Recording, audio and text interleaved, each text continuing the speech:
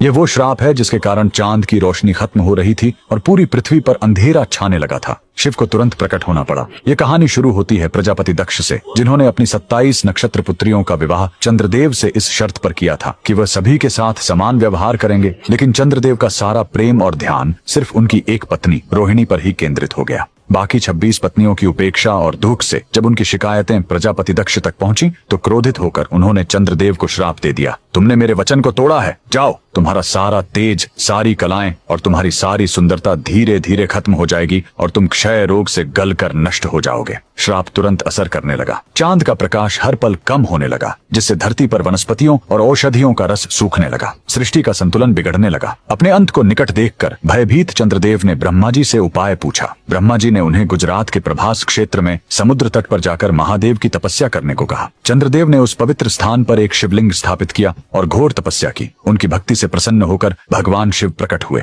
उन्होंने कहा, मैं दक्ष के श्राप को पूरी तरह खत्म तो नहीं कर सकता, लेकिन उसका प्रभाव कम कर सकता हूँ। शिव ने वरदान दिया, तुम कृष्ण पक्ष में 15 दिन क्षीण होगे, लेकिन शुक्ल पक्ष में 15 दिन फिर से पूर्ण हो जाओगे। उन्होंने चंद्र को अपने मस्तक पर धारण कर लिया और चंद्रशेखर कहलाए। और जिस ज्योतिर्लिंग की चंद्र ने पूजा की थी वो सोमनाथ, सोम यानी चंद्र के नाथ के नाम से प्रसिद्ध हुआ। और यही सोमनाथ मंदिर भारत का पहला ज्योतिर्लिंग आज भी गुजरात के वेरावल में उसी समुद्र तट पर शान से खड़ा है, जहाँ चंद्रदेव ने श्राप से मुक्ति पाई थी। लेकिन रुकिए, इस मंदिर का एक और रहस्य है। यहाँ मौजूद बाण स्तंभ यह बताता है कि यहाँ से लेकर दक्षिणी ध्रुव तक समुद्र के रास्ते में कोई जमीन नहीं है। भगवान शिव के भक्त कमेंट में हर हर महादेव जरूर लिखें।